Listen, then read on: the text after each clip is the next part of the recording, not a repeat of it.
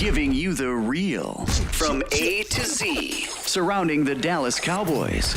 News, updates, rumors, transactions, takes, and more. So strap up, Cowboys Nation, and start your day off with A to Z Sports. Live with Will Steele. 3, 2, 1. Here we go.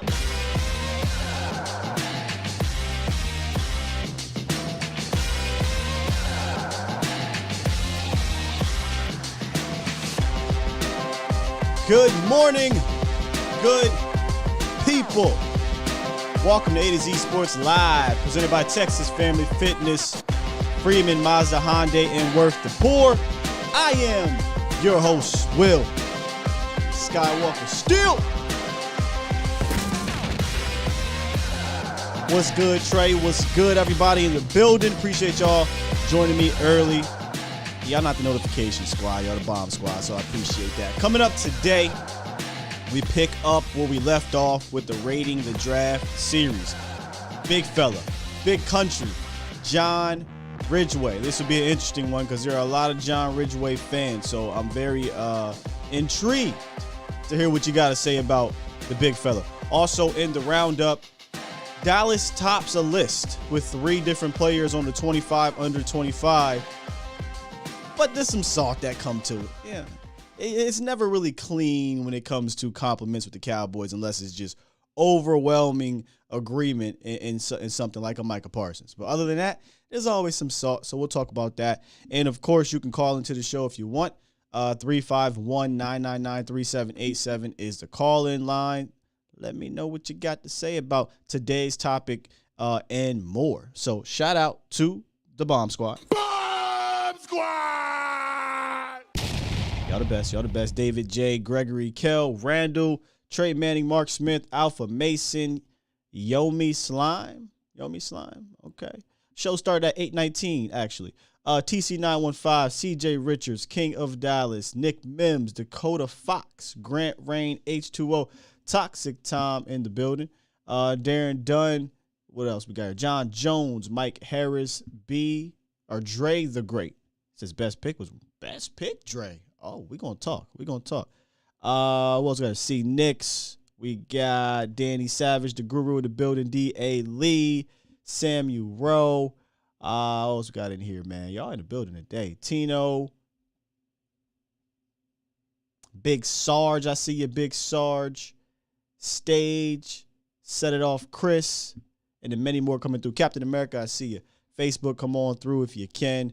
Share this, like this, hit the like button already. If you're in here, you're going to enjoy it. That's what we do. We have a good time on this show. We spread some love, we spread some knowledge, and we just have some fun. I can't wait to kind of talk about who I compare him to for a W. You notice the Attitude Era situation, and we'll get to that after the roundup. I switched it up, and we'll talk about that in a little bit. But before we do that, let's hit this roundup. Get into this. Not much. No news again. It's a slow week until we get to next week. So we'll talk about what we heard from one PFF. It's time! It's time! It's time! It's time! It's time! It is time for... It's time for the morning roundup. Round 'em up, boys. Yes, indeed. The morning roundup presented by Texas Family Fitness. Strive for progress, not perfection. More than just a fitness club, they provide the tools, support, and resources you need to achieve your goals. Summer's here in Texas. I don't know about in the East Coast, but it's here in Texas. So make sure y'all hit up TexasFamilyFitness.com or visit any of the 13 different locations to begin your fitness journey.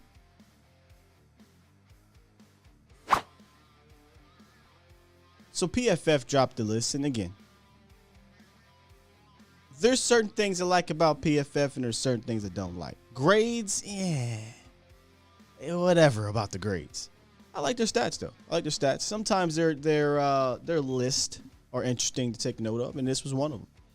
Dallas actually topped the list. PFF 25 under 25 with 3 different players on it. That's how the rankings went. Micah Parsons was ranked 6. I mean, I could be nitpicky here. I could be nitpicky and move him higher. whatever, right? I would have put him in the top 5.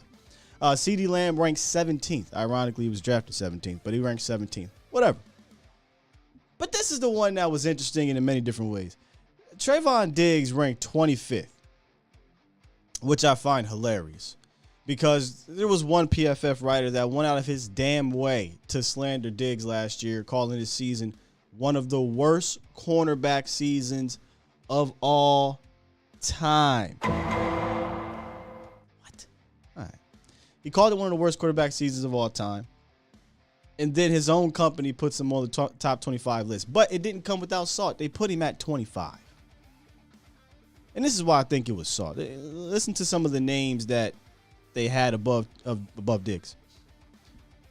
Kyle Pitts. Come on. Trevor Lawrence. Chase Young. Rashawn Gary. And here's the one that a lot of people will probably be like, oh, well, yeah. AJ Terrell. I'm sorry. I'm not putting any of those dudes above Diggs. And that's no slight to AJ Terrell or Pitts or Lawrence or Chase or Gary. Or no. A lot of people are going to be like, well, AJ Terrell was the best lockdown corner last year. He had a good year. Had a great year. So did Diggs. So did Diggs. So if we're talking about, what they've done since they've entered the league, are we just going to forget that y'all was ready to just throw AJ Terrell off the cliff after year one? He did give up over 900 yards. He did give up 5 touchdowns. It wasn't like he was some amazing cornerback year one. In fact, I think Diggs was better. And he struggled too in year one. Diggs did. But he was better. So if you be like, well, Diggs only had one good year, if that's what you want to say, so did AJ Terrell. Let's talk about both their years. Stop playing with me. Trevor Lawrence, what are we doing? Chase Young, 9 games last year, had a sack and a half. What are we doing? It was a non-factor last year. Then he got hurt. Rashawn Gary's been solid, but I'm not putting him over Diggs. Diggs is an all-pro. And then Kyle Pitts is a tight end that had 1 touchdown. And I love Kyle Pitts. Great player, good player. But what are we doing? So even when they try to give Diggs credit, they got to slide him in one way or another. Let's see what y'all got to say before I move on here. Diggs just became a corner. Diggs is high risk, reward kind of guy. Sure. We're talking about a top 25 list, though. Like, are we really going to put him below those dudes? When's the last time any cornerback had 1+ picks? I'm guessing you mean 11 or 10+ picks in the season. Not sure. Vader. We'll get to that in a second. Diggs has more touchdowns than Kyle Pitts. Come on. Come on, man. What are we doing, PFF?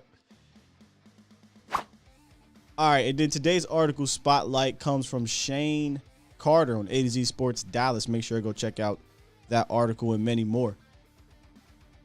His title, 2022 presents a big test for the Cowboys front office philosophy. And here is a quote from the article. The reality is the Cowboys front office stance on the offseason team building will be on full display. With the lack of veteran acquisitions, these young players will be asked to take on roles early. As the season progresses, there will likely be more rookies and expanded roles needing to be filled. Yep. And we heard him say it afterwards in regards to the tackle spot, and I think that's just the tip of the iceberg. They're relying on their young guys. And that's fine if you're a rebuilding team, in my opinion, but if you're trying to win the chip, I think a good mix of acquisition from a veteran standpoint and young talent standpoint is the way to go. He goes on to talk about the roles of Sam Williams, Tyler Smith, Jalen Tolbert, and, of course, the role of one big country, whom we're going to be detailing today on another installment of Rating the Draft. We'll get to big country today, so make sure y'all tune in, stay locked, stay loaded. We'll get into all the ratings or the Beaver ratings, however you want to do it. I don't mind. Just drop them in the chat once we get to it. Now, we do have some callers on the line. What I'm going to do, I'm going to take one call. And then we're going to get into this series, and I'll come back after the first part, the value part of our series. And I got to start this thing off with Los because Hold on, Los. Hold on. Before I do that, Los. They ask you how you are, you just have to say that you're fine when you're not really fine, but you just can't get into it because they would never understand.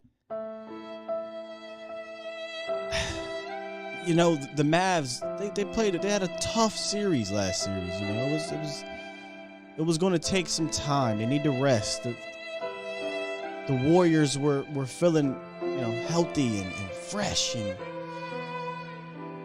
they whooped y'all ass, Lo. They whooped y'all ass.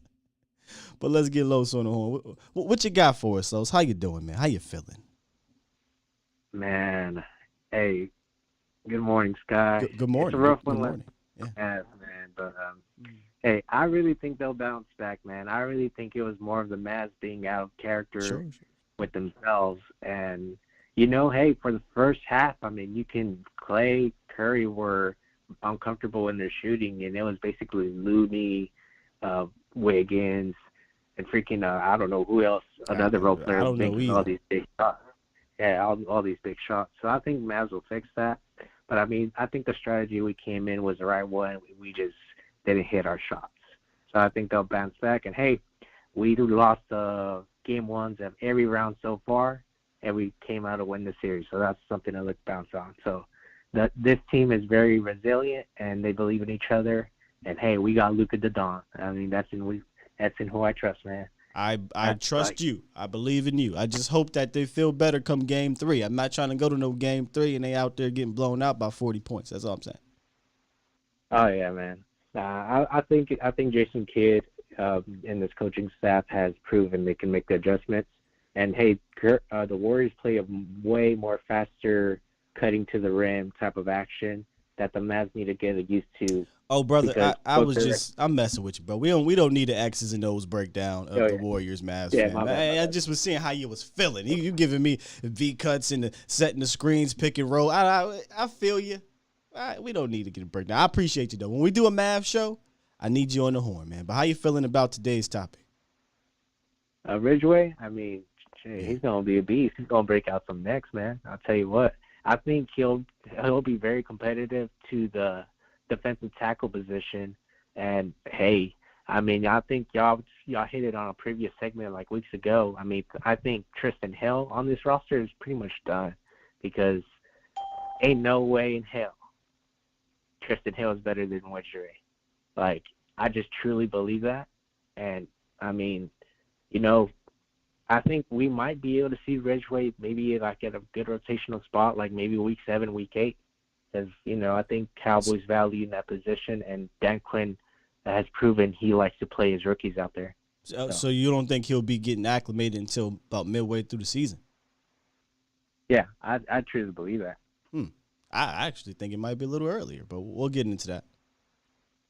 Well, I always say midway just because, Cowboys have proven they like to keep their veterans out there because, they paid them. But, I mean, that's here and there, that's another topic. But, yeah, I feel you. But I'll leave it with that, Sky. And like always, man, make sure y'all tune in every day at 8:15-ish Central Time with this young film Jedi, Skywalker Steel, presented by Texas Family Fitness. Peace out. Appreciate you, brother.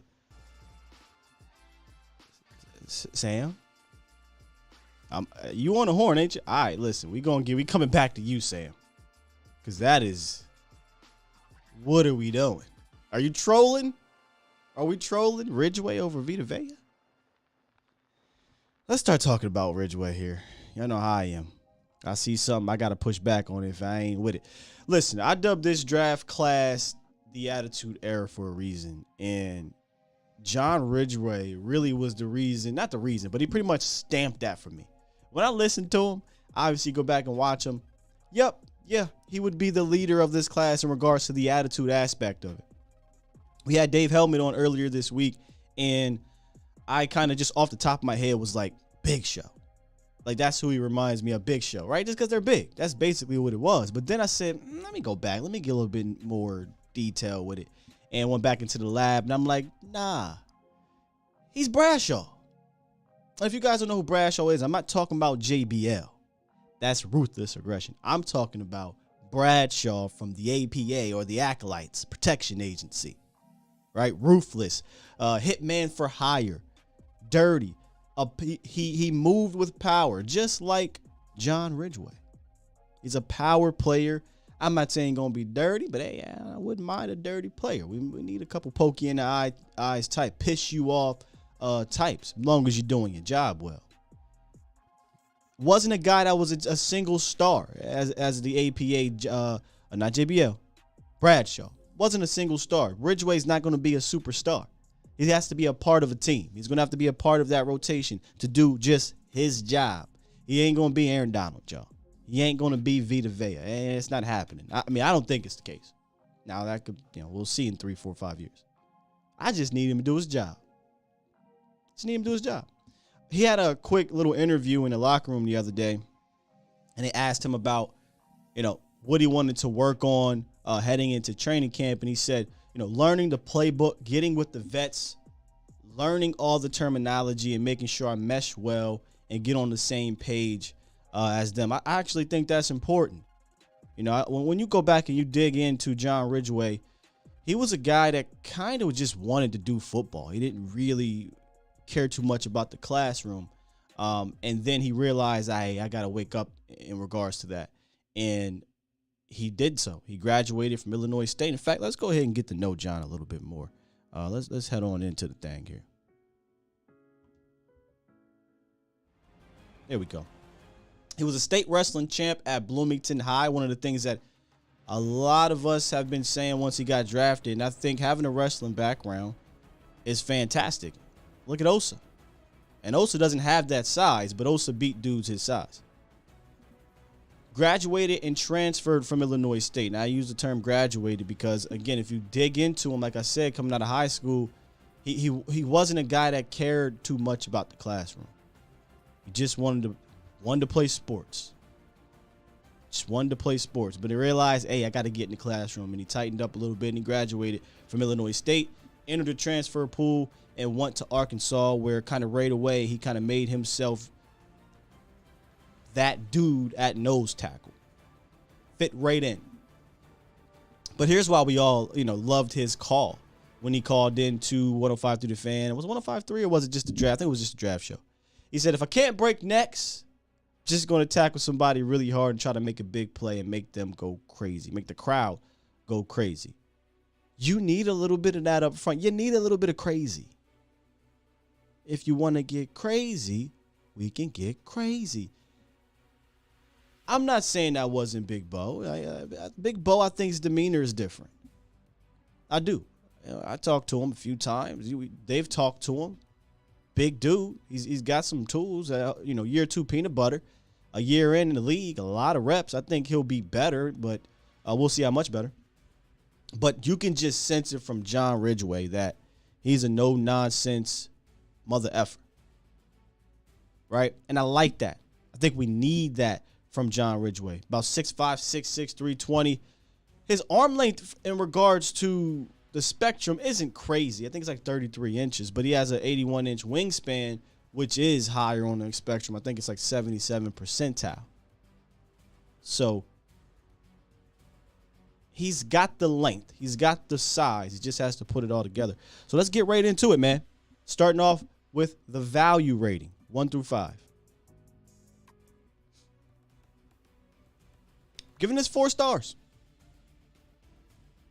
Giving this one 4 stars. I don't think this is crazy, in my opinion.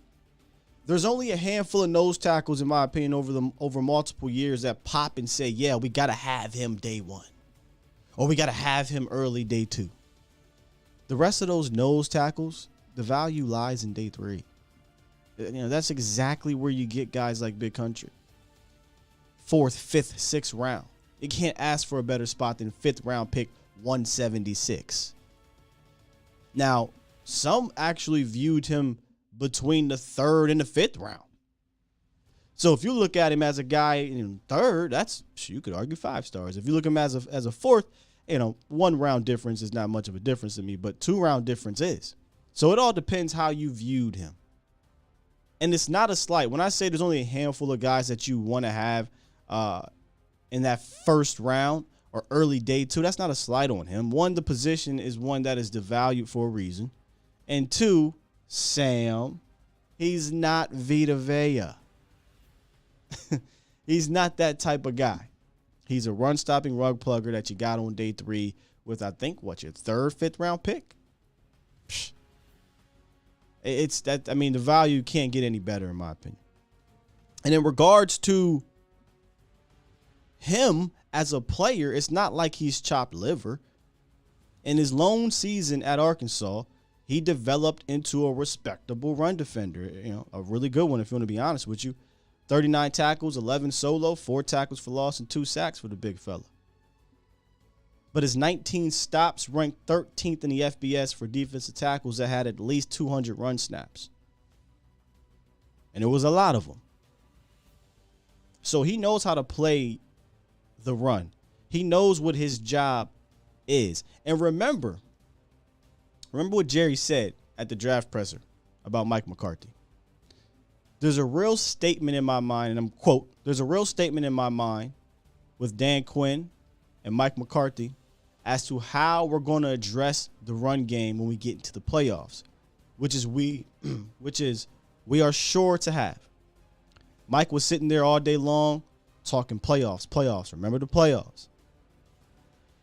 That really is not only a great pick, but he is also a hell of a competitor, end quote. And this is what Ridgeway had to say. I like to run to the ball and just be in the play. They're going to see the hardest working D lineman on the field every time. That is the plan, end quote. I think it's a solid 4. I really don't know how it could be any worse. I mean, you can go 3, that's cool, but this is just good value, I think, for a run stopper and a solid run stopper. So let's see what you guys got to say about this one. We'll get to that in the year 1 impact, CJ. Let's see. Value 3 for Professor Rose. Swain gives it 4 bombs. Kel 4. Sarge 3. Gregory 5. Sam 4. 5th round pick. Def 4 stars. That's how I look at it. 4. 5th round pick. Tino gives it 5. Man, let me see if I can pull this back up. What was his rank in this year's defensive tackle group? Rank in what manner, SB? Because if we're just, rank in what matters? Statistically or just your opinion? Opinion-wise, he was probably top 7, I say top 6 or 5 nose tackles. I'd probably say that. Maybe even higher than that in regards to just nose tackles. Defensive tackles is different because you're putting 3 techs above him. So, yeah, he's probably top 5 nose tackle for sure. Marcelo, if Ridgeway is better than Tristan Hill, I'm happy. But play a bit different. I think they'll play different. Love the pick, says my life comes first. AJ, salute to you, AJ. He's listening to the show as he's cutting his grass. Jake the Great gives it 5. Marcelo gives it 3.5. I know maybe next year we'll incorporate halves. What's good, Ready Red? 3 stars from David. 5. I'm interested for because 3 is not bad. Like let's be honest. 3 is not a bad look, but I'm interested to know why 3 stars and not more on the higher end of things. Do we look at it as bad value in the 5th round, or we look at it as just about right? Is that what the 3 stars are for? Definitely going to have to watch a preseason, but that's why I love the rating the draft. As opposed to grading, I just want to rate them in these categories because I think it's more fun, number one, and you can dive into it in a different way. So before we get into the year 1 impact, let's hit the phone lines, and I need my guy, Sam. I need you to explain to me what you talking about here, bro. We got Sam on the horn. What's up, brother? Hello? Yeah, you are live. What's goody? Not much. I just had a few things I'd call in today. So the first is it kind of triggered me was the PFF. Oh yeah. Like I'm an analytics guy myself. Like I can do all that stuff, but like at a certain point they just be being ridiculous with respect to Diggs. I mean, the man was all pro. Like the yards thing, like if you compare it to other people, like it's like kind of a red herring. It's like I don't know what, goofy. Like why they need to slander him, but like it just kind of it's getting ridiculous at this point. But I mean, I'm glad they put him on there because before they were acting like he was like one of the worst corners in the league. That's what they said, right? And now, He said one of the worst cornerback seasons in the history of the NFL. What? Yeah, it's crazy. Man. And the second thing is that I'm done being objective because, like, and there's actually a Philly guy in the chat, but like, they're talking about how Dean is going to be better than Parsons, how Hurts is better than Dak. Like, at a certain point, like, it's like, somebody said that in the chat. No, like the Philly guys are now saying that on their content. They're like, you know, like Hurts is better than Dak, Dean's better than Parsons. Yeah.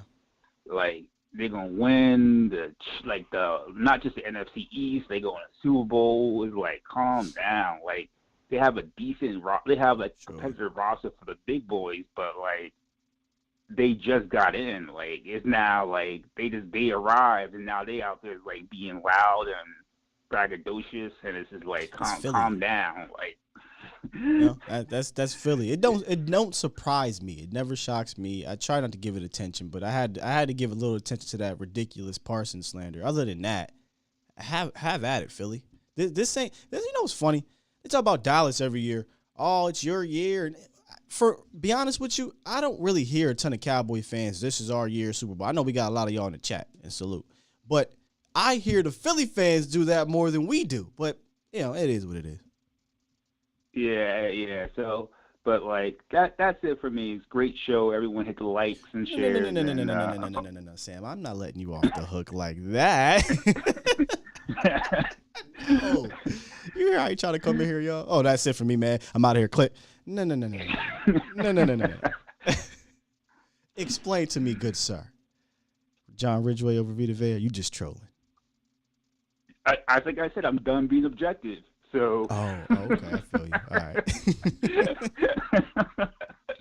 I'm done being objective. We got the best team ever. That's fair. Like it's the Eagles' year. I don't know, man. I don't know. I knew because when they got Bradbury, I knew that was going to be it. I knew it, and that's what happened. They got Bradbury, and it's like, come on, he's coming up a down year. Like he's a good number 2 corner. Don't get me wrong, but like. They act like they sound prime, like Dion in his prime. I'm like, yo, chill. Like, you guys now have a competitive roster. Like, if they had traded for Kyler Murray or something, then, like, okay, fine, you guys have. But, like, and I like Hurts because, like, you know what I mean? Like, you know, I try to support, but, like, at a certain point, like, you know, if he's been playing football all his life, like, if he can't read a defense, and like, I think that I don't like to comment too much on a certain level, but like, if he's not doing so well at this point, like by his 3rd year, like this is pretty much his last chance. So we're gonna see. We're gonna look. Here's the thing, and I'll end it on this. And I'm not a Philadelphia Eagle truther in the sense of I'm watching them real, you know, with magnifying glasses. But if I can recall, when I did the early film session, in week 2 against the 49ers, I watched the Eagles game. I watched the Falcons game, and I watched the Niners game intently. They asked Jalen Hurts to do quarterback things early on. And Jalen Hurts was struggling with quarterback things. And then after the Cowboys whooped that ass, they realized, okay, we might have to switch something up. It didn't really come into fruition until like the second half of the season where they said, damn it, scratch these quarterbacky things. We got to start running the rock and just let Jalen Hurts run. Now, he did run a lot in I think it was the Niners game towards the end of the game, but they start doing a lot of the read option and all the college stuff, the stuff that's not quarterbacky things, the stuff that, to be completely honest with you, if you got a sound coach, a good defense, you can shut that shit down. If you can't run it, it's a wrap for him. So I'm just saying Hurts is going to have to grow up as a quarterback in year 3 and do quarterback things, or they're going to run into good teams and not be able to do all that trickery bull crap, and they're going to be in trouble. Yeah, that's exactly it. I mean, they say they're the number 1 running team, but if you take out Hurts's rushing yardage. Right. They're the number 1 running team because they basically said, what Lamar Jackson and them doing over there? Oh, he running the ball 15 times a game? Read option? That's what we're going to do. Let's see if it works. It worked against some bum-ass teams, hence why they went like 0-10 against teams with winning records. They were, I think, like the first team in history, and I could be wrong, to go to the playoffs to never beat a winning team. Sounds about right. I digress. All right, Sam, appreciate you, brother. I appreciate it. Talk later.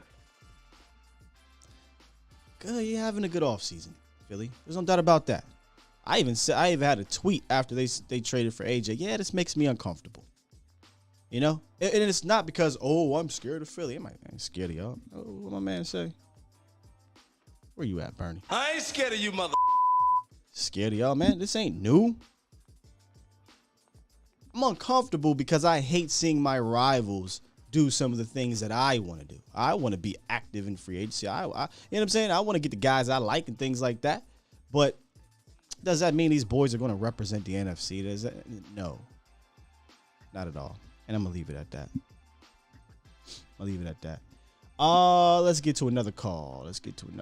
Marv, hold tight, Marv. I want to bring you in after I do my rating series. I appreciate you, Marv. 910. What's up, 910?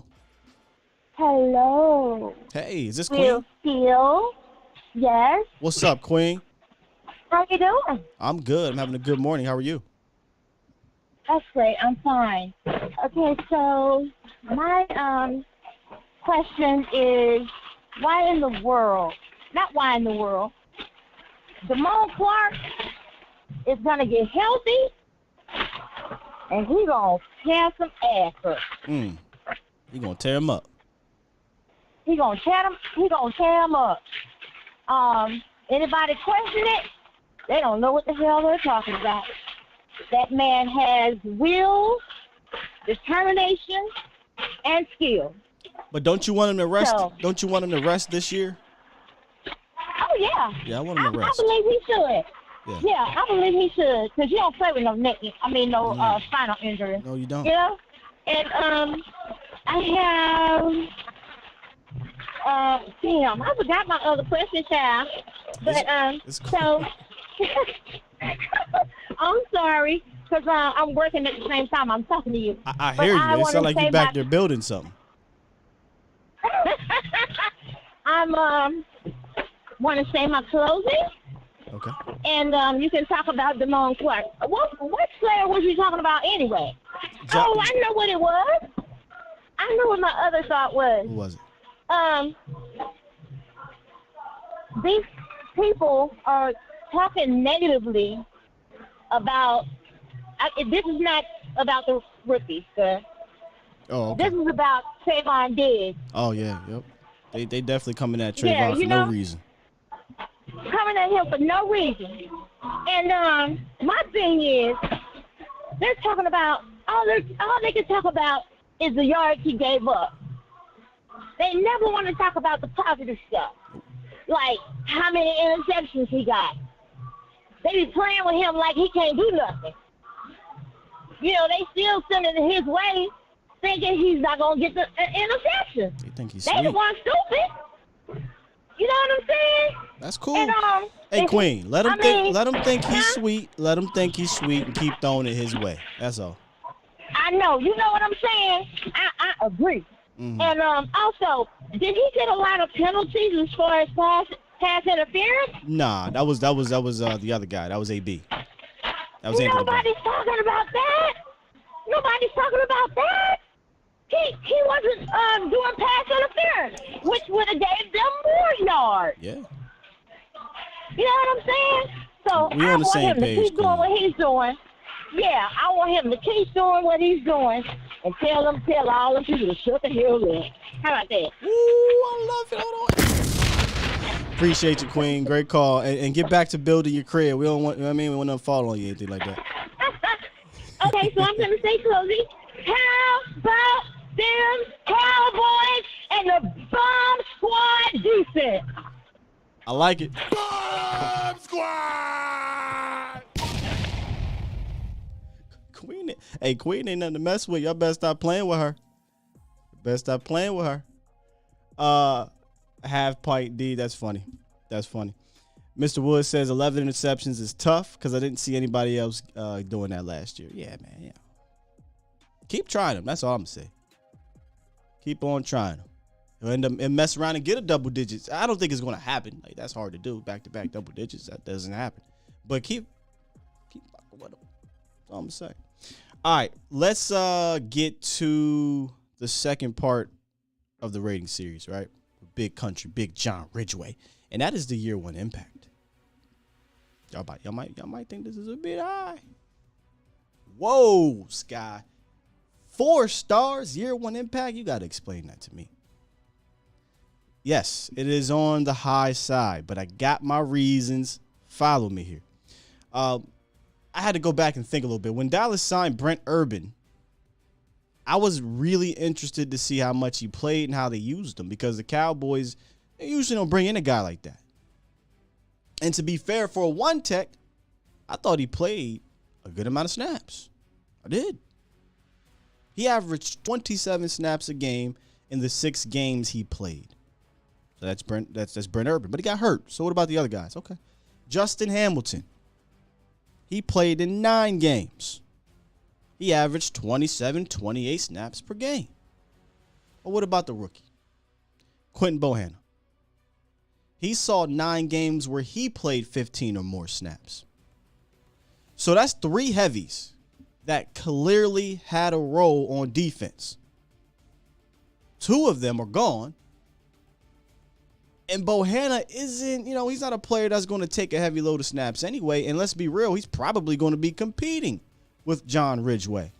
So think about that for a second. 2 of the 3 heavies are off the team. And a lot of us kind of believe Ridgeway might come into year one better than how Bohanna came into year one. Some people believe he's already better than Bohanna. I got to wait to see that. So when I say he's going to have a 4-star impact, I'm not necessarily saying he's going to be all world. That's not what I mean. I just mean he's going to play a very similar role. He's going to have a similar role to the players above. Whether that impact is good or not, that's to be determined. But it's a very, very high chance that John Ridgeway is your one tech this year. Like your heavy, your nose tackle, I should say. They may put Neville over there. They may put what's the other cat? Watkins over there, but none of them are your real true one techs. He may be your guy. We got to see it, but he may be it. So, and we saw last year, even with Neville coming back, even with Carlos Watkins on the team, Osa and them boys, the big boys played. They played some snaps. Now, Ridgeway good too. He excels at one thing. He's got the goods, and that's to wreak havoc as a run stopper. The break next thing. Now, it ain't always going to be pretty, but the Cowboys need a guy to do that dirty work. Cause those accidents, like I like to say. Reroute those running backs. Be the accident and meet the ball carrier. Funny because we talk about, the Philly people, one-trick pony. He is a one-trick pony. It is what it is. He's not a guy that's going to give you pass rush stuff. Look at it right there. He's not a guy that's going to do that. He's not a guy you should really be counting on doing that. But he's a guy that's going to do stuff like that. He's a guy that can take on the double teams. Now, where does he get in trouble, Scott? He gets way too upright. And it's really hard not to when you're 6'5", 6'6". But the length he uses as an advantage, but it also can be used against him. Because when he comes out of his stance, sometimes he fires out and he fires out high. But when he plays with that leverage, it can help. But if he doesn't, he loses the leverage battle and it becomes a lot easier to move. I think that's a habit. I think it's a habit that the coaches are going to have to coach out of him.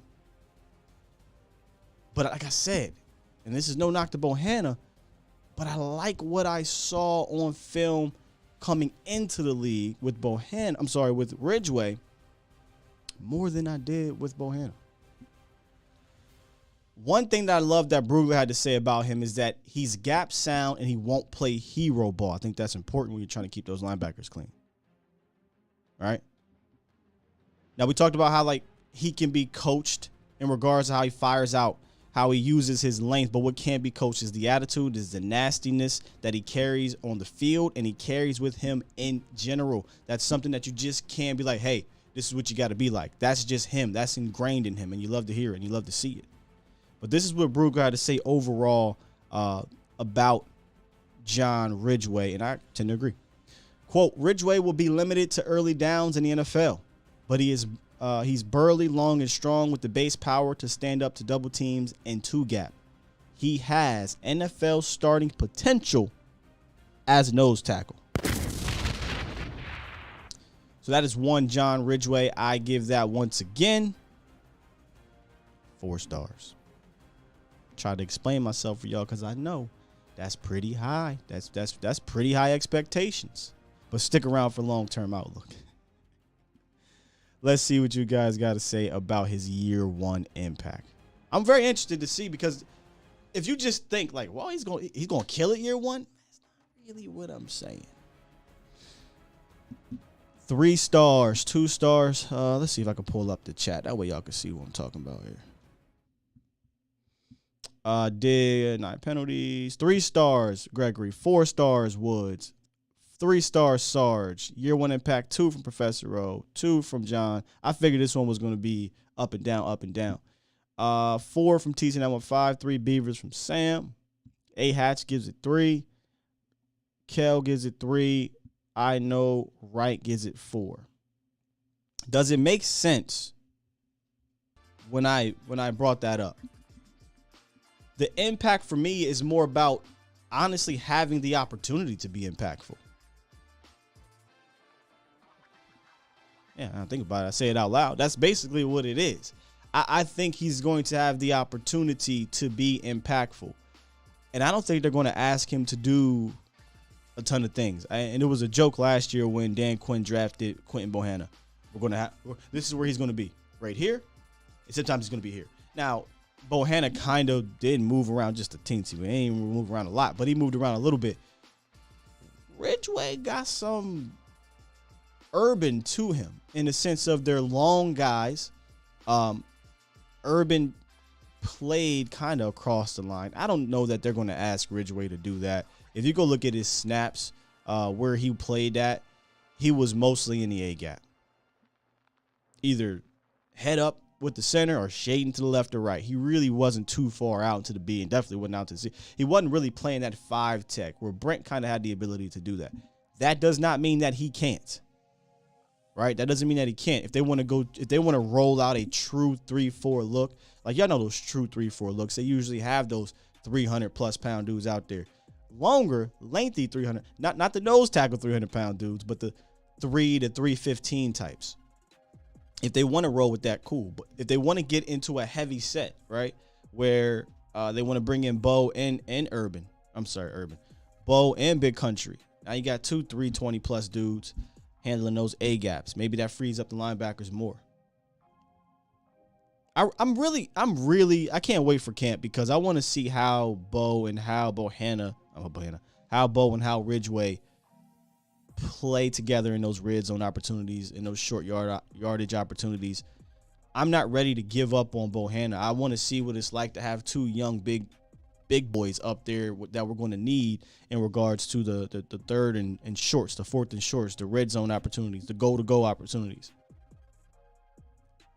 Really didn't have much of that last year. Urban got hurt. He was gone. He's not, while he is a great run defender, or was at least in 2020, he's not that big type of dude. He's 6'7", but he's 295, 3. Hamilton played, I think Hamilton was fine, but it was only Hamilton and then Watkins. And then once they let go of Hamilton, it was Watkins and Neville. Think about it. We went to the playoffs. Big Bo didn't play a snap, if I'm not mistaken. Maybe y'all can help me out here. I don't think he played a single snap in the playoffs. Not one. So we rolled in a game. Why you hear Mike McCarthy, playoffs.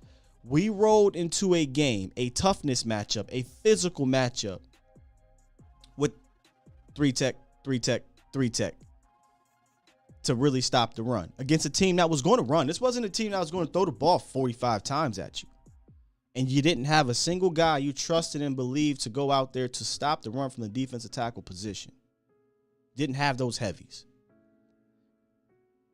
Let's hope that Ridgeway's a guy. Let's hope that Bohanna shows some improvement because I think you'll need it when you run up against these running teams.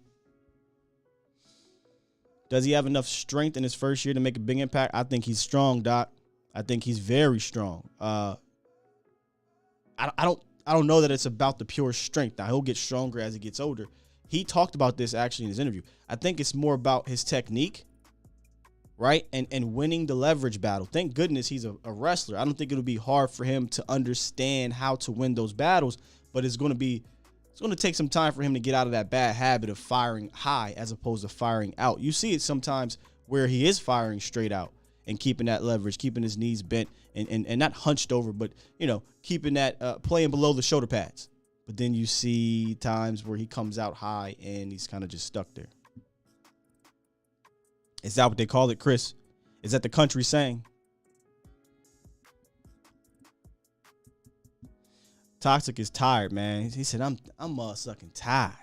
He said, I'm tired of Dallas spending peanuts to stop the run.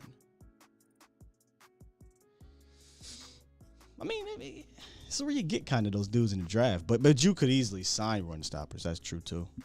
It's true, too. Salute, King. Have a good one. All right, let's get back into the horn. I know this probably Marv's favorite pick, man. Coach Marv. Marv, you called in yesterday about Big John Ridgeway. How you feeling today as we kind of dive into him? Well, what up, Bill? What up, I'm man? feeling good, brother. Big man gonna turn it out. He got some tree trunk legs, big arms, long, and like you say, he a difference between him and Bohanna.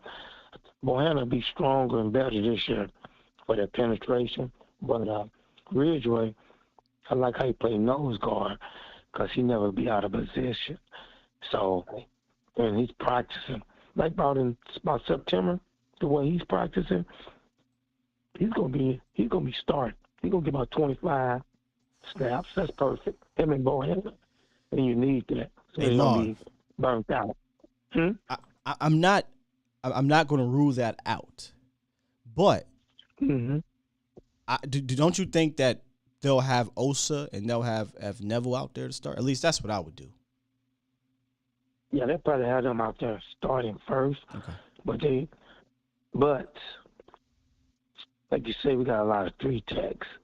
Now, number 91, that's why I like Tristan, but Tristan might be gone, like you said, because between him and Watkins will get more penetration between Tristan. Yes. Watkins showed that he was better than Tristan Hill last year. Yeah. So Tristan got to beat out Watkins because they're not getting rid of them 2 young boys. Them 2 young boys making a team. And Bohanna, he's going to surprise a lot of people. And Ridgeway, like you said, when we watch that film, Ridgeway already strong. And like you say, you just got to practice with the technique. And that's him and Smith the same way. It's all technique with them 2. And by September, trust me, they're going to be killing people. And that battle in the camp, that's going to make both of them better. And that's what I want to see when they put Ridgeway over Biatis. I want to see how Biatis handle that. You want to see how he handle Benihana? Yeah, I want to see how Biatis handle Ridgeway. Because Ridgeway is definitely going to try to bull rush him and push him with them arms. And I want to see how strong he got with his technique. And that just help your middle or your defense. Right. That's what was hurt against the 49ers. I always wanted that middle. When we can stop that middle, I ain't worried about the ends. It's the middle. I'd put Benihana over Biatis and let them just battle it out and kind of get stronger for each other. You know what I'm saying? Yeah. And trust me, both of them going to be playing in the game at the same time. So the other guys get rest. I'm telling you, it's going to be that run defense. They know. They say, man, we got to stop that middle. And the same way they deal with the offensive line. And that's why I give Biatis credit. He's been in that weight room. He was already 318, but he's like you said, he practiced with Duke, and that's smart. The guy Very is smart. Like, and still, and I'm telling you, it's going to be that middle is the key of us winning a lot of games. Because they run for 120, 130. Our linebackers won't be able to make tackles. We need our linebackers free. Yes. So they could be making a lot of tackles, left and right. Now, if that middle, this is going to show 55. if we do good in that middle, 55, he got to come through. He can't be playing scared. Oh, he got to Leighton Vander Esch. Get to the pop. Yeah. Yeah. He cannot be standing back there. Should I go? No, go. You're right. Little. Well, let me. You actually right about that. I think Leighton LVE needs to develop some confidence. I know it's tough. Tough when you up front and you got Watkins playing one tech and Osa playing one tech and not some big dudes that's going to demand the double teams. But if we can get LVB to shoot the gaps a little harder, play with a little bit more confidence coming downhill, he'll be better. He'll be better. That'll make him. And then if he do like that, you hear the whole Cowboy and oh man, you see what he did? Wow. They'll be going crazy. Yeah. But the key to, that's why I say I'm not worried about Philly, because they was a top running team, because they have the quarterback ran for almost 800 yards. Yeah, anybody could be a top running team when you do that. Yeah. True. I want to see what he passed. And now, Cowboy fans, just don't be thinking that the guy might not get better. He might do the dink and dunk. If he do the dink and dunk, Philly, that's going to make him dangerous, because that'll take a lot of pressure off. That's why I used to like my quarterback with the dink and dunk. And then he go over the top and hit you with a 50-yard bomb. You know what I'm saying? The dink and dunk, that's how Brady used to win. Dink and dunk, then do a 50-yard bomb. You ain't lying. You ain't lying at all. I think it hinges on Jalen Hurts developing as a quarterback, and not a running quarterback, but a quarterback. If he does that, it'll be tougher. It'll be tougher, man. And still, I'm not worried about. I was glad. I'm gonna give y'all something in closing. Yep. I'm glad they got the cornerback, Bradbury, because now guys, Cowboys fans, remember when everybody try to play our receivers one-on-one, they get torched. And what they do will hurt our quarterback. They play 6 DBs. They say, man, we're going to rush forward, and we making sure this dude don't beat us over the top. And that's when they be killing them. So they going to say, they going to get the big head.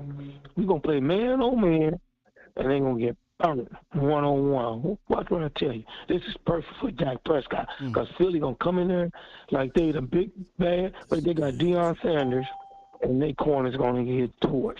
This one, Dak Prescott plays better when there's one-on-one coverage. That's when he going. And our receivers high point the ball, all of them. They do. All of them. I appreciate you, Marv. I actually want to touch on something you just said real quick, man. Good call, Marv. Thank you, man. Thank you, brother. Yes, sir. Have a good day. Have a blessed day. You too. Yeah, I would definitely put Benny Hanna over Be Honest and let them battle it out in camp. And that'll help out LVB too. All of them. But he said something about Bradbury and the receivers and things like that. Listen, y'all, Bradbury got torched by Lamb. But let's be honest. Be honest. He's not going to be playing Lamb probably, right? Yeah, maybe. Let's see. Let's look at the schedule. This is why I wanted to look at the schedule. I had to see, when the hell do we play the Eagles? Last year was week 3. And I'm like, maybe they'll get lucky and they won't get Gallup. I had to look week 6. And he play him in week 16. It's very likely they're going to see Michael Gallup and CD Lamb. And as long as we got those two boys out there, like, I'm not going to put that pressure on Jalen Tolbert. I'm not going to sit here and be like, yeah, Tolbert's going to cook, James Bradbury. James Bradbury ain't a bum. Okay? He's an Eagle, so we can call him that. That's cool, right? As a fan shit, right? But y'all know me. There's a fan part of me, and there's a part of me that got to come on here and be real with y'all. Bradbury's not a bum. But you tell me Bradbury and Slay against Lamb and Gallup, I feel good about that. Yeah, sure I do. Sure I do. Now, you tell me Bradbury and Slay against Lamb and Tolbert, yeah, I feel a little less good. I feel a little less good. Because Tolbert is a young player. He doesn't know how to beat, the zone defenses and what he's going to see thrown at him from a preparation standpoint. Gallup and Lamb do. So that's kind of what I wanted to bring about. That's all. Eagle fans, man. Phone lines are definitely lit. Appreciate y'all. Let's go ahead and get into the last part of our ratings for Big Country John Ridgeway. Now, I went kind of high on the spectrum, or not spectrum, but high in the ratings for year one impact. Maybe this will even things out a little bit. Long-term outlook for one John Ridgeway. 2 stars. So this might surprise you in the entire other direction. Yep, I gave him 4 stars for value. Yep, I gave him 4 stars for year one impact and a super low 2 for long-term outlook. Listen, I love that Dan Quinn has put an emphasis on those tackles. But with that being said, unless he's a Pro Bowler or a Chad Henning type of dude who may have not been a Pro Bowler, probably might have been, should have been, but wasn't a Pro Bowler, but he was a steady, dependable, ultra productive tackle. Unless he's that type and he provides some type of pass rush, I find it hard to believe that he sticks around beyond his rookie deal. Now, that's a little bit harsh, and it's looking way into the future. But I look at it this way. Until Dallas shows me that they'll keep guys like that around, what else am I supposed to think when it comes to a 5th-round run-stopping nose tackle, Cowboys Nation? Am I supposed to pretend that all of a sudden they're going to value them to the point where they're going to pay these dudes? Or are they going to go the route of, it's a nose tackle, it's a run stopper, I'll draft one of those every 2-3 years, and we'll just roll that way? So it's one of those things where I got to see it.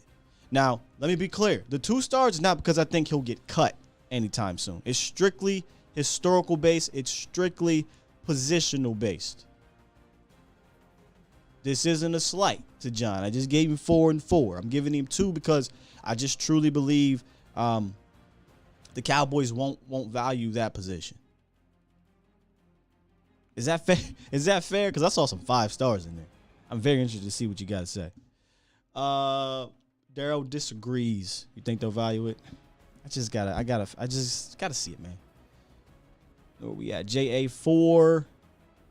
Catboy strikes again. Maybe I'm just scarred from Catboy. I'm scarred. I'll go one step further. Forget nose tackle. When's the last time, and I'll say post Leroy Glover, the last time they paid the nose tackle or defensive tackle in general to stick around like that, I think was Jay. And remember, Jay Ratliff was a 7th or 6th round pick, something like that. Jay had to prove it, and he did. So like I said, unless John becomes a Pro Bowler type or a Chad Henning type, I don't see Dallas like, yeah, we're going to pay a nose tackle. We'll just draft that type of dude. If they're not going to pay a Pro Bowl wide receiver, well, they paid him, but have him stick around. I have a hard time. Agree with 2 in that perspective. That's what I'm looking at, y'all. Sam says 3 bombs. He has a lot of upside. Professor, you gave it 2? Perfect. TC gives it 4. Gregory gives it 5. See, if I look at it like a 4 and 5, I'm looking at it as, he's about to be Vita Vea. He's about to be, there's not too many of them. Haloti Nada. I'm trying to think of these big heavies. He's about to be a guy that you're going to pay that bread to stick around for years and years and years, as opposed to a guy in the cog that plays a position that for good reasons is undervalued, because there's a lot of those type of trash can full of dirt dudes you can just get plugged and do that job.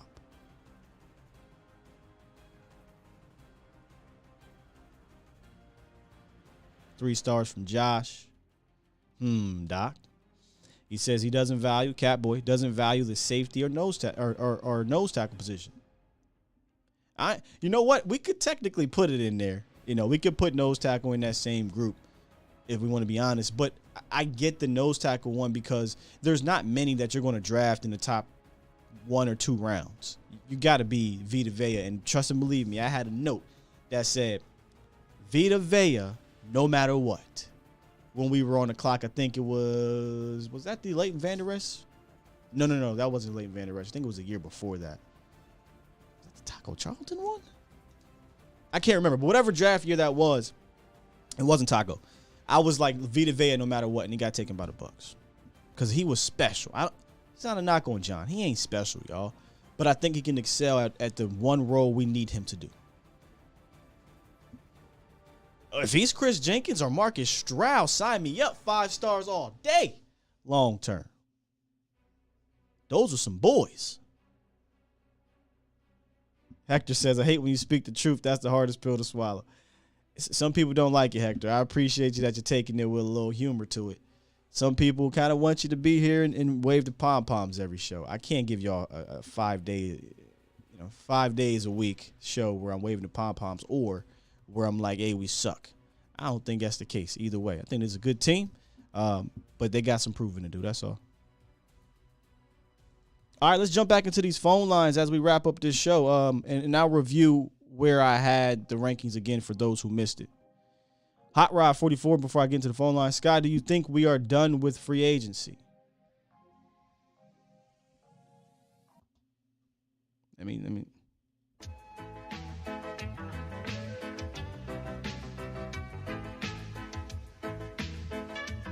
We was done in March. Nah, seriously, your boy, Catboy said we ain't done. So, take his word for it. I'm sure they'll sign somebody. They're getting a couple dollars. They're getting that stimulus check in like, what, 2 weeks? Maybe they'll sign somebody. James from Cali. What's goody? Hey, what's going on, man? Good morning to you. Good morning, good sir. How you feeling?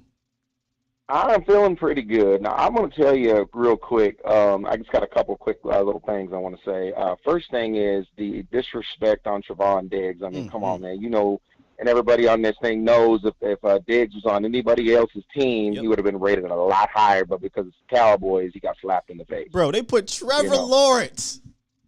Right. Yeah, Trevor, that's good. Look, Trevor may come out and have a bomb year, man. but he ain't have a bomb year yet. I mean, you got to. Yeah, but he didn't, but I mean, 12 picks or 13 picks, whatever it is, that's crazy, man. You got to give him a little bit of respect for that. But as far as Ridgeway goes, the reason I like him is this. Now, you made I'm gonna give you a response to what you said about him, and it's true because I used to play offensive line, so I know if you can fire out lower than your opponent and get under his pads, as Botch likes to say, fam, he's dead as fried chicken. You ain't going to move him. It's just the way it's going to be. But as you said, where I totally agree with you, and this is going to be it's going to be a problem that I think can be fixed. If he fires high, he's going to get blocked. If he fires low and comes up under his pads, the other guy's pads, I think he'll be better. Now, do I think he'll start to continue year one? I don't think he'll start, but I think he'll do enough. And I think by the end of the year, the middle toward the end, I think he will be a starter.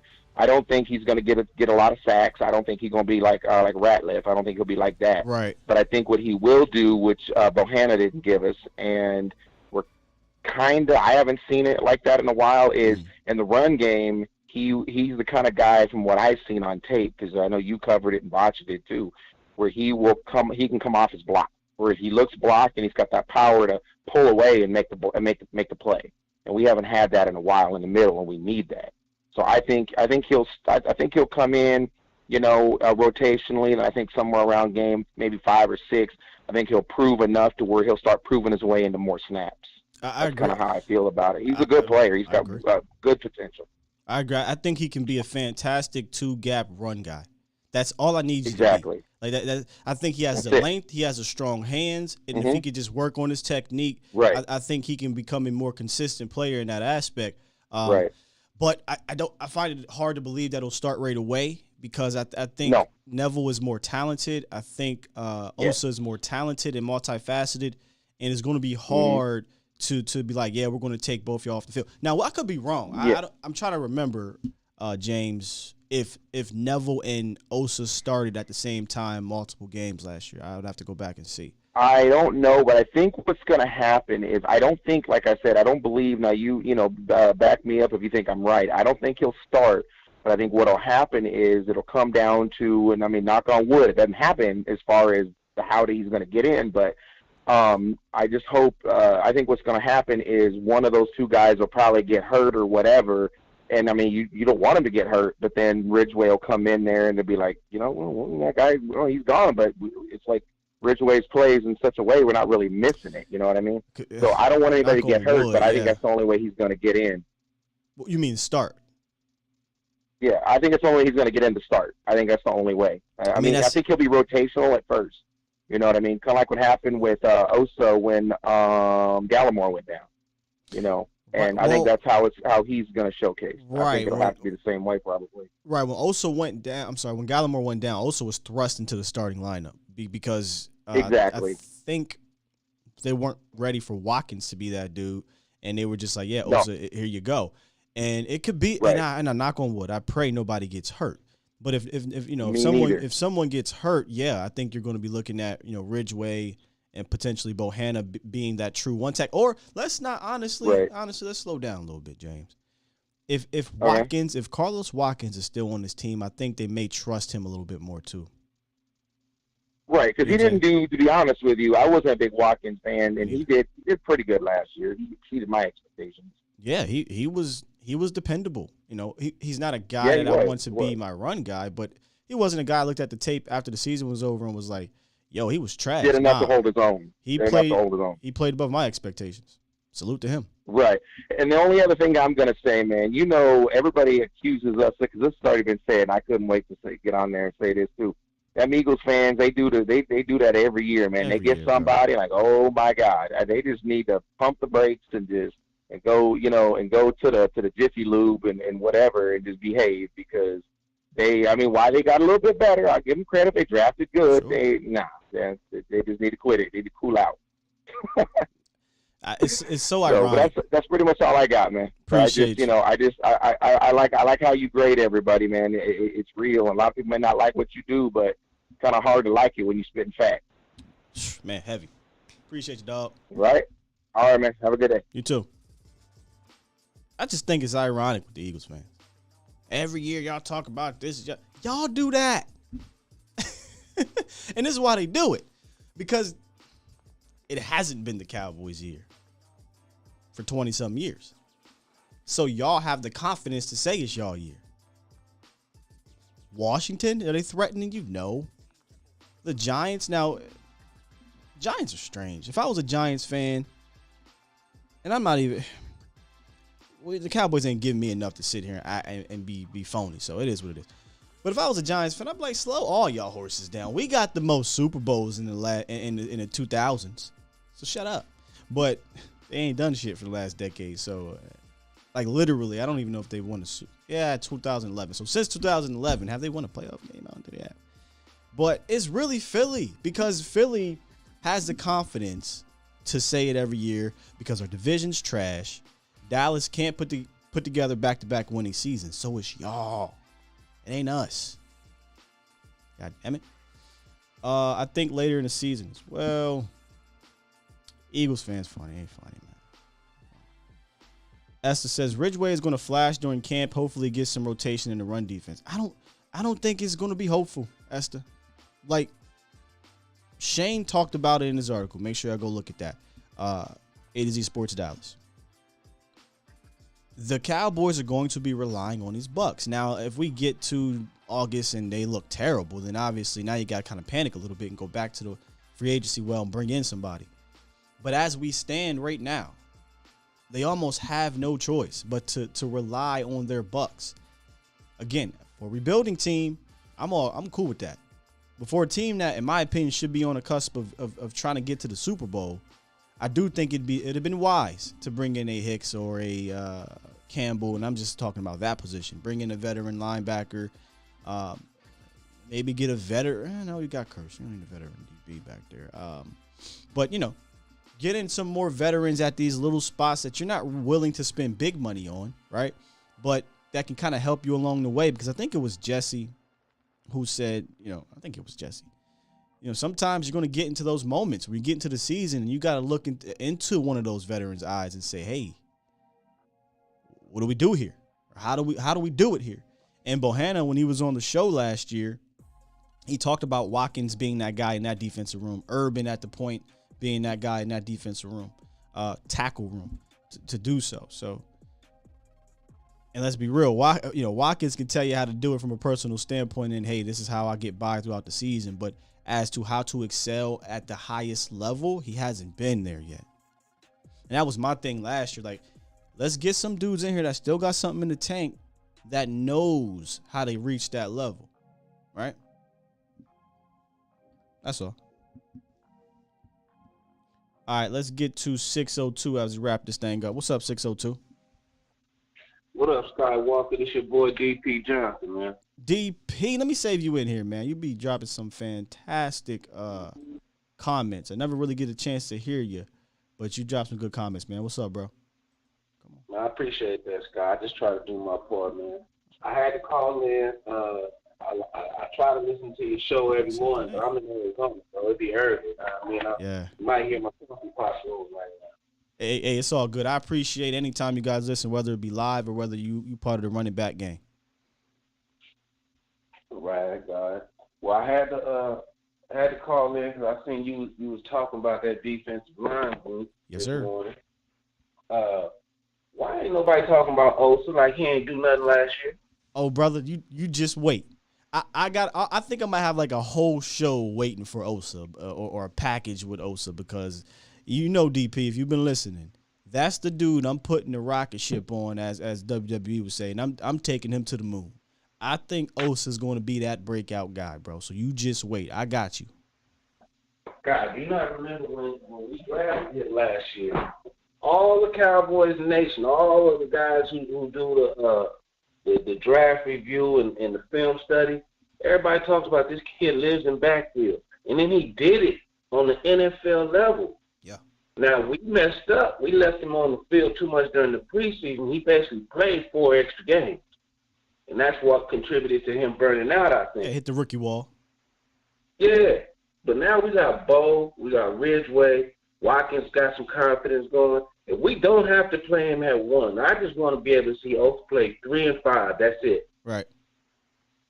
If he can just stay in that B gap, oh my goodness, and just be able to penetrate and live in the backfield and not have to worry about 2 gapping all day. Man, that boy's gonna be amazing, man. That's gonna be the next Aaron Donald. If you want me to be one of those fans about a player, it's Osa for me. Like I am. You ain't gonna change my mind. Like Osa just gonna have to either prove me right or wrong. I think this man has potential to be that 3-tech disruptor that the Cowboys have been missing since the Jay Ratliff type. Yeah, man. Look, everybody be talking about Parsons, and he earned it. Yes, he did. But is a freak, as big a freak as he is, to find somebody who can stand their ground and move grown men the way that Osa does, get them out of his way while moving forward. That's special.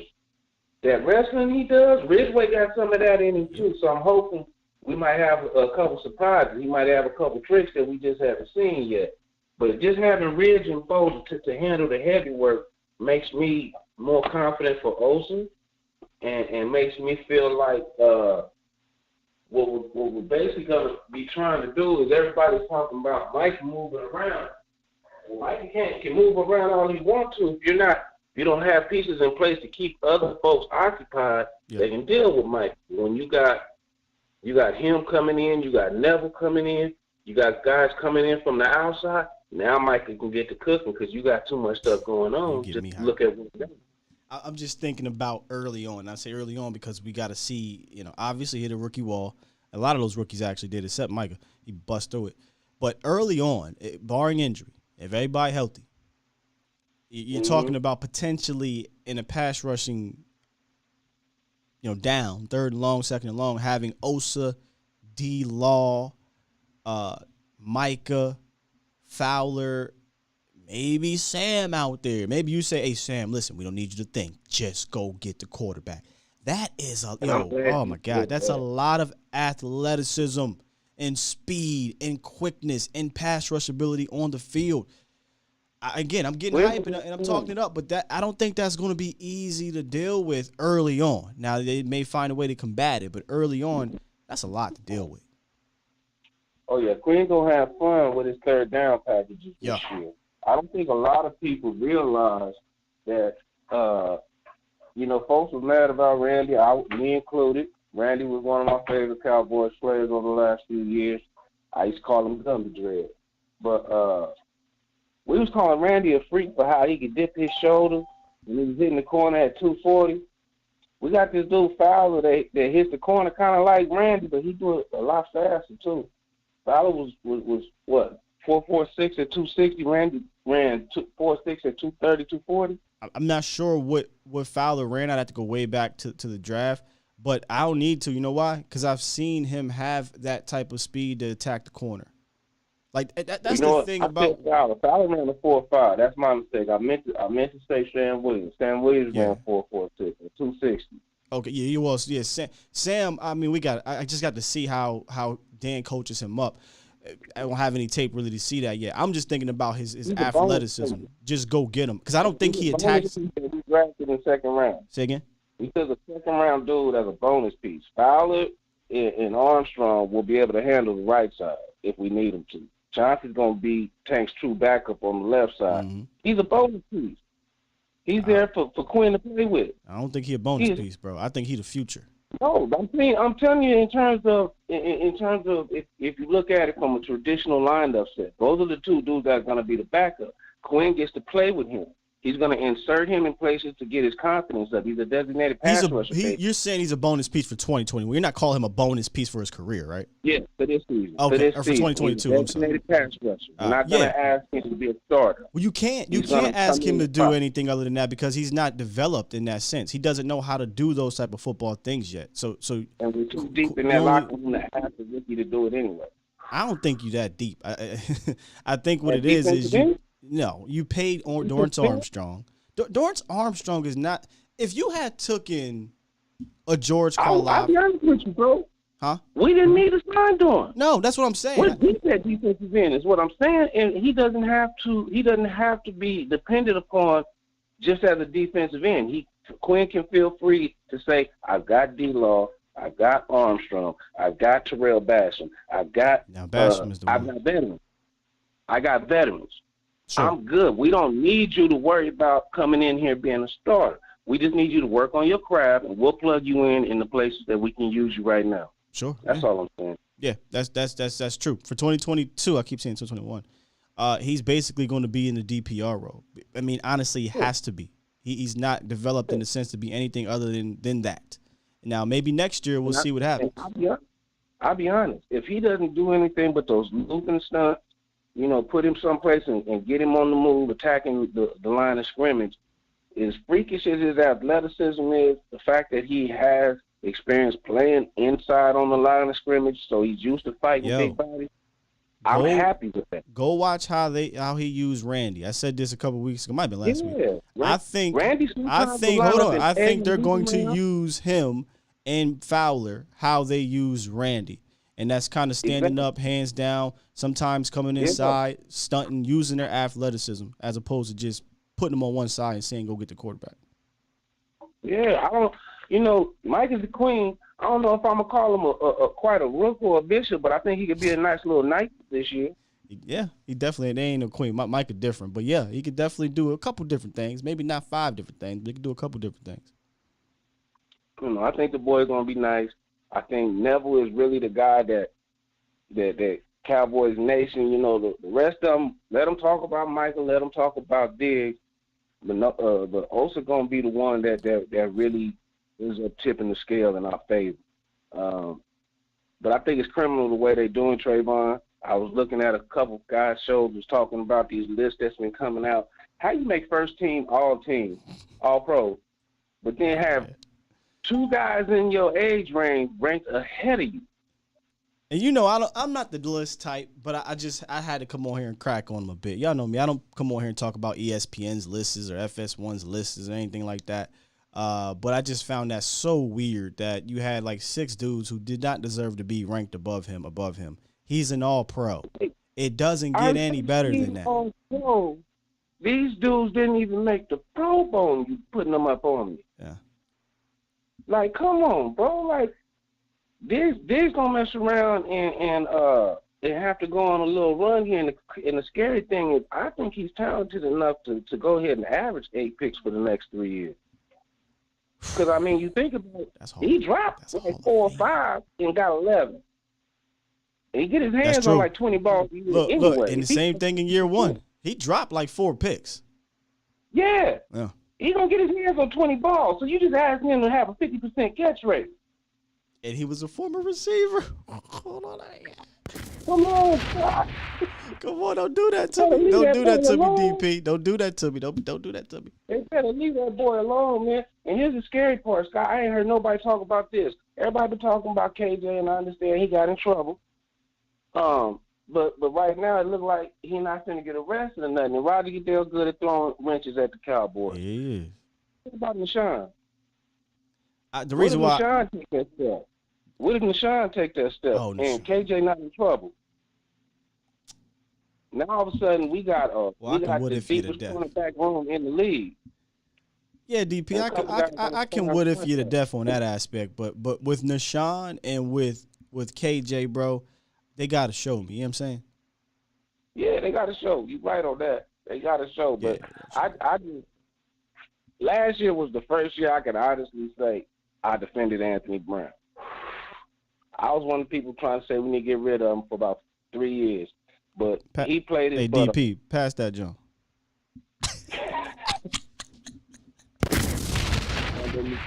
My God. They never Newport. But all right. AB played his butt off last year. All respect to him. You know, like usual, he dropped like 2-3 picks last year. He could have had a 5 or 6 piece himself.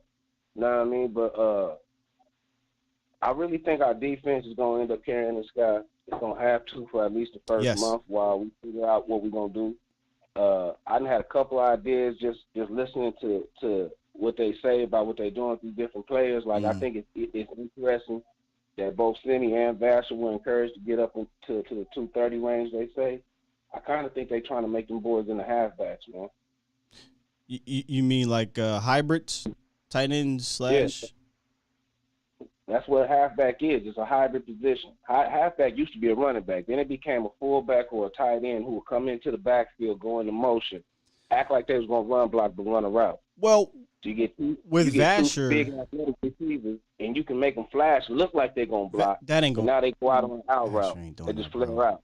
Vassar, hold on. You put all in, you get the same action, but now he can run block it. It's just basically 22 and 12 personnel. You just using athletes instead. I hear you, but let's just come back to reality, right? Like Vassar's a 6'6", lanky skinny pencil dude. They ask him to put on weight, but they ask him to put on weight because you're not going to ask him to block, Scott. They're asking him to put on weight because he need to put on weight.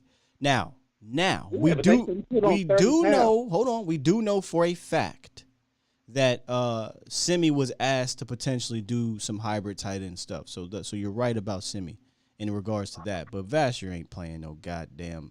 That ain't happening, fam. All I'm thinking about with TJ is the goal line, bro. Yeah. I've never looked at his frame and trusted him on a football field, even when he was in college, getting him 25 touchdowns.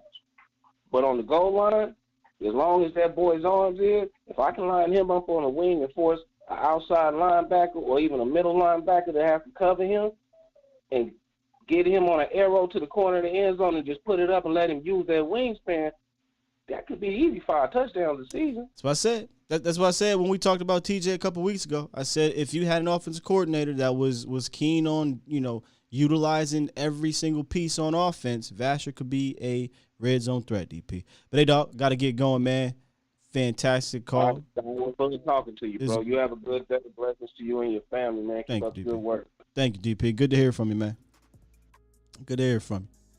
I'll tell you what you want. One thing you're right about there is the defense is going to have to carry this team.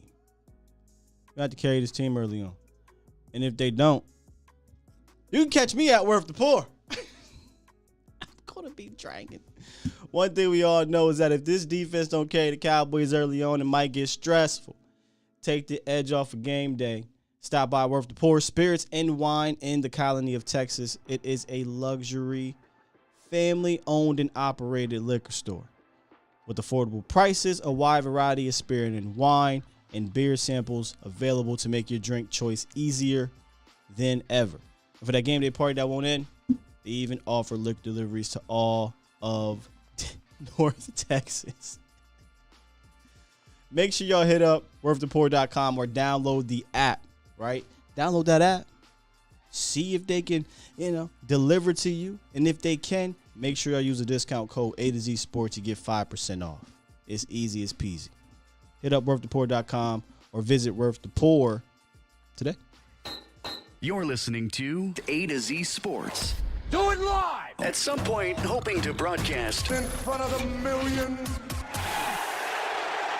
of Cowboys fans to bring you the real.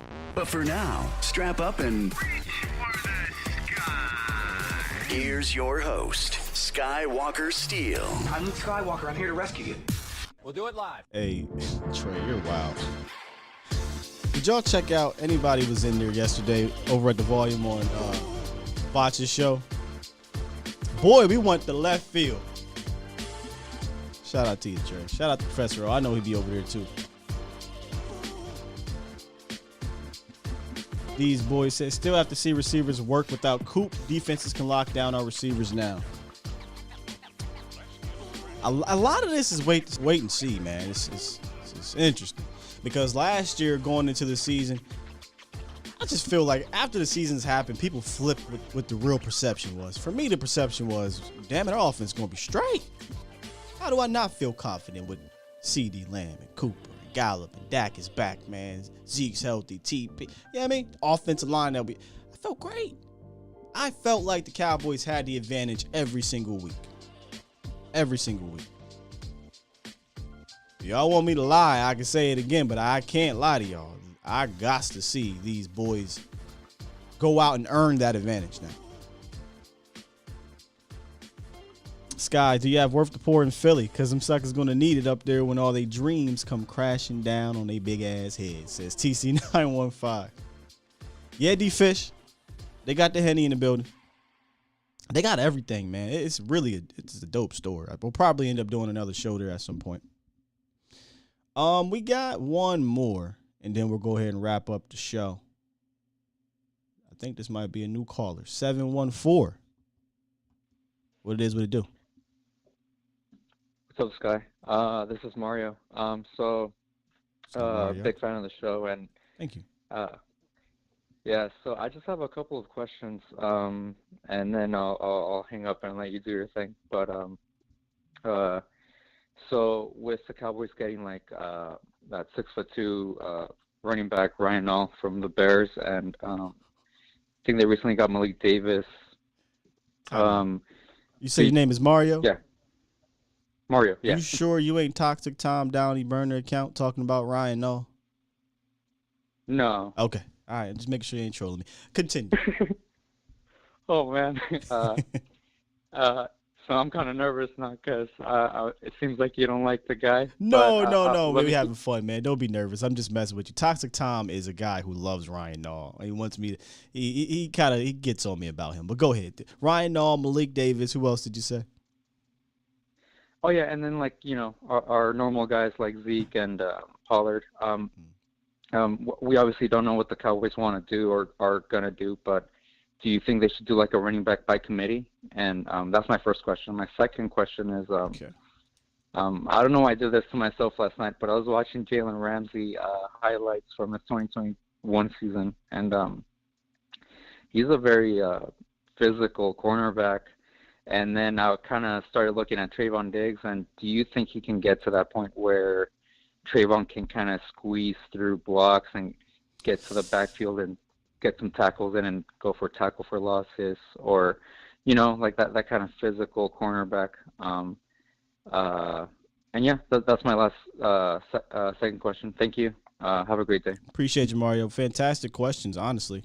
Really good questions. I'll get into those. But first, Professor O, this one's for you. His name is no longer Ryan Nall. It's Ryan. Hell no. To the no, no, no. Hell To the no, no. Hell to the no. To the no, no, no. Listen. What do I think about Ryan? Hell no. To the no. This. To the no, no, no. Listen. Listen, man. Ryan, no. No, again, man. If he makes this team over somebody, like, I'm be honest, I'd rather keep Tristan Hill. I'd rather keep Tristan Hill. But running back by committee, now you speaking my language, Mario. I don't think you're necessarily going to need the committee. When I think of committee, I think of teams like the Patriots back in their 2000s. I think about the I don't want to say that was a committee with the Ravens. The Giants. The Giants had a committee. The Niners basically got a committee, right? I don't know that we've got 4 running backs, because when you got a committee, you're going to have 4 of them things. 4 running backs that I'm like, yo, I'm super confident in. And if you don't got 4 of them, but you use 4 of them, then you better be like, our offensive line is just going to mash you. It doesn't matter who we put back there. Yeah? Denver, Saints, the Rams, and I'm going to say the Rams.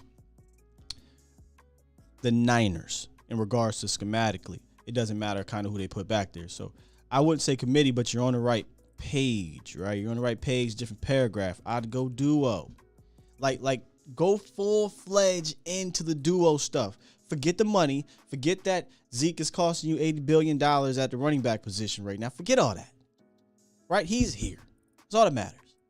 But don't give the man 25 touches a game. I don't think that's smart anymore. And I know some people will say, man, but the more carries Zeke gets, the better he is. Well, if that's the case, it's a problem. Because at this point, you can't ignore Tony Pollard. So, answer your first question. Nah, I don't want to go committee. I don't think we got enough backs to do that. But a duo approach, go all in on it. I'm looking over here right now. I know Toxic Tom. I know Toxic Tom Downey burner account. When you called in here and you said Ryan Naw, Mario, he lit the hell up. He lit up. And I'm going to be real with you. I had to stop because I'm like, I ain't never heard Toxic Tom's, voice. And he did say 717. But I thought you was trolling me for a second. I really did. All right. Second question was, can Diggs kind of morph into a little bit of Jaylen Ramsey from a physicality standpoint? Jaylen Ramsey is what he is. You know how I talked about Big Country? You can't coach that nastiness. You can't coach that mentality. I don't think you can coach that with Diggs. Now, can you coach him tackling better? Tackling technique? Sure. I think he's physical as a cover corner. We've seen Diggs come down and make tackles. All right, we've seen it, but we've seen him come down and miss a whole lot of them. So now I don't think he'll morph into that type of player. Jaylen Ramsey is different. Jaylen Ramsey is one of the most fierce cornerback tacklers in the game because it plays like a damn safety. So that might be the extreme. Diggs is going to have to learn to just be a better sound tackler. I don't really need him to be super, super physical. Just don't miss those things. And sometimes he come in, he dip his head, doesn't see. His technique is kind of off there. So, yeah, Professor, I don't think Diggs has that physicality. I don't think so either, man. What's going on next Friday? That I'm not going to have a show. B4 says, Sky, you better have a mother effing show next Friday.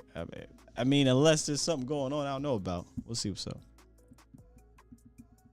Gregory, I'm glad you didn't bring up that crap and give credibility to the stupid notion that the Cowboys can be replaced by another. Oh, God. Nah, Gregory, we ain't talking about that. Not on this show. We don't do that on this show. Y'all know me. The fluff stuff, I try to ignore as much as I can. Let me lock these things up because y'all still calling in here now. Gary said Quentin Benihana, Tyler Bionis, and Ryan. Hell no. Hell no. To the no. Ryan, no. No. Hell to the no. Hell to the no. To the no. I will say this though. If he makes the team, y'all gonna kill me, boy. Tom, if he makes the team, please call in. The floor will be yours. In fact, I'll go out on a limb and do this. Do they sell Ryan Naw jerseys? We'll have fun with it. We'll do something fun. If Ryan Nall makes his team, I'll go down personally to the pro shop. They might not even have that thing in there. And if they got a Ryan Nall pro shop jersey, I don't even like jerseys, but I'll get me a Ryan Nall pro shop jersey. And I'll rock it on air in honor of him making the team for y'all. That's all. I don't even know how to pronounce this number. This might be a international number. So let's see what we got here. You are live. How you doing? +1 441. You are live. Hello? Yeah. Is this an international number?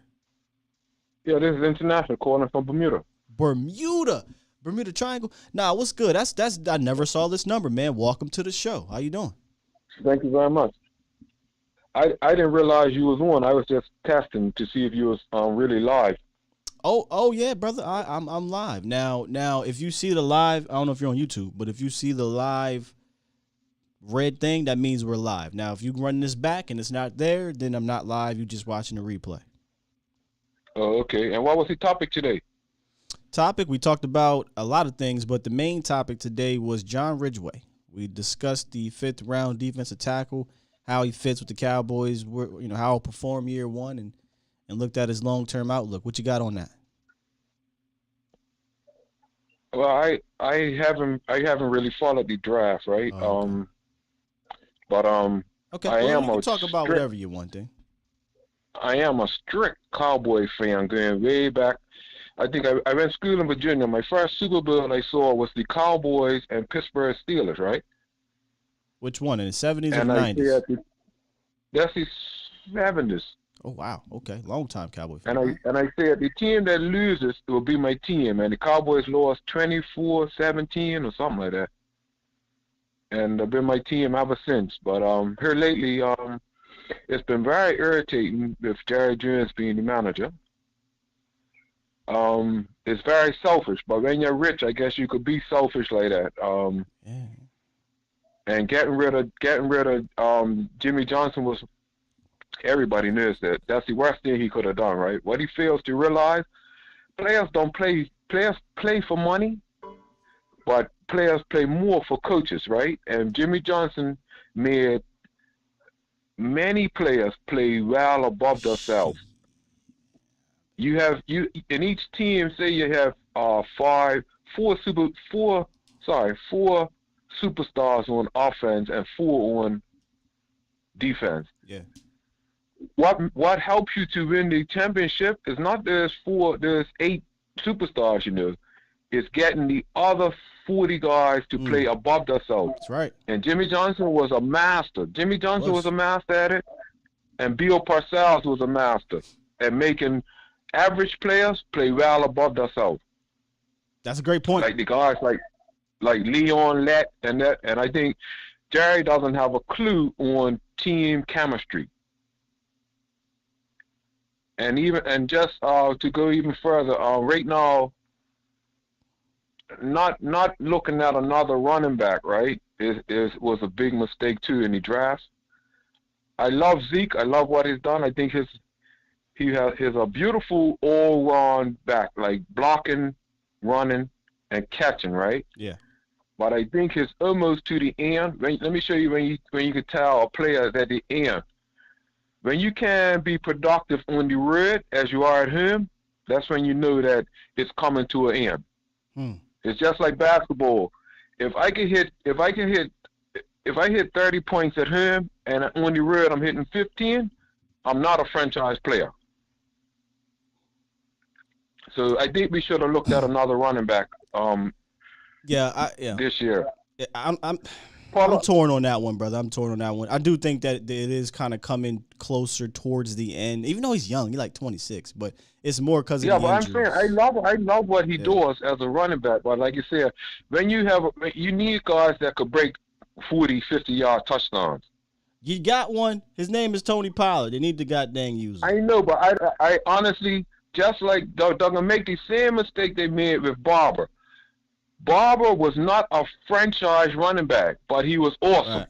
And he was not a franchise running back. Well, you ain't lying.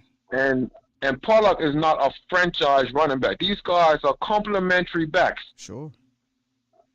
I don't have a problem with that, but that don't mean you don't give him the rock. You know what I'm saying? They still got to give him his 15 touches. Sorry. I'm not saying. Yeah, he should get it more now. Yeah.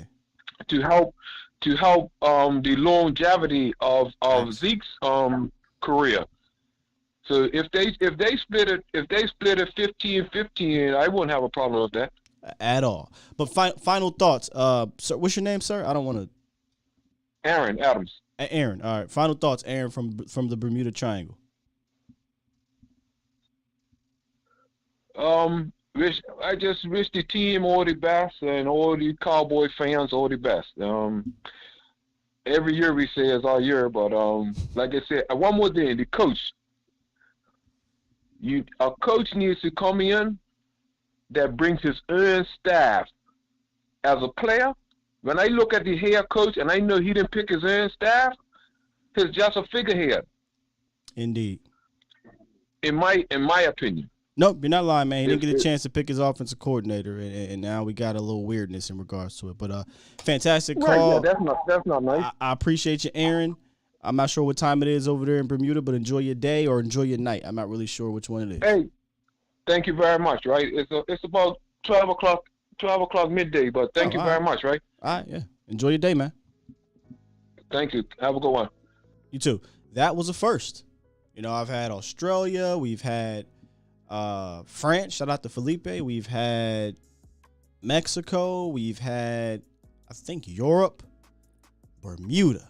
Shout out to Cowboys. Shout out to the Bomb Squad. We got the Bomb Squad all the way in Bermuda, man. Bomb Squad! That's the thing. Portugal. We got Portugal, yep. And that's the thing. Somebody said, where'd it go? He ain't wrong.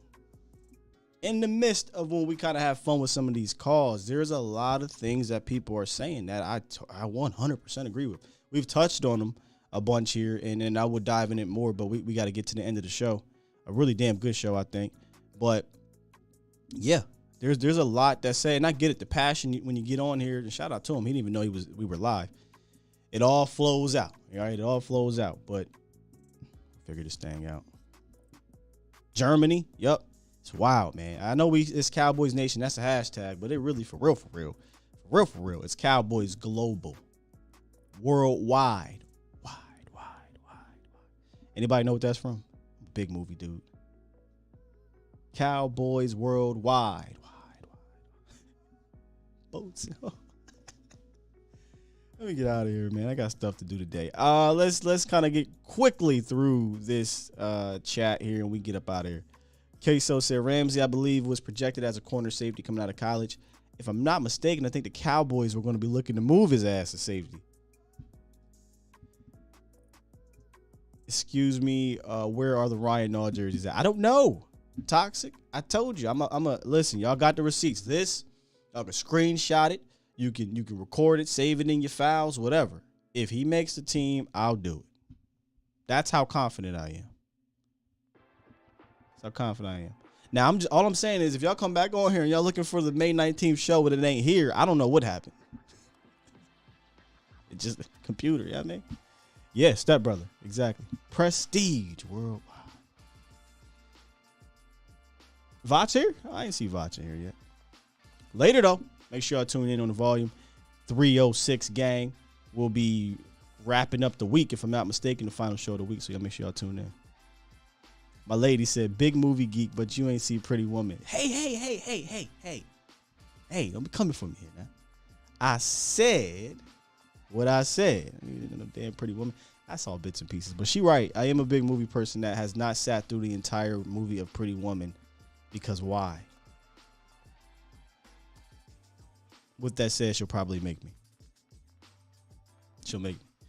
All right, we got the Berg in the building. Jermaine Cobb Jr., 717. What's good? Facts, Trey. You know what I'm saying? What the hell I need to sit through it for? Unless I'm with a lady, I mean. Scott, you gonna go and watch Pretty Woman? Hell no. To the no. We out of here, y'all. Hell to the no. I love y'all. No. Let me go ahead and press this button so we can get out of here. I'm at the goofy stage. Tune in later tonight, final episode of A to Z Sports Prime Time with, I almost called him Big Mo, but he Lil Mo. Lil Mauricio Rodriguez. A to Z Dallas. A to Z Sports Dallas.com for all for all of our Cowboys needs. I'm glad y'all let me laugh, man. Y'all the best. We out here. Love you. Peace.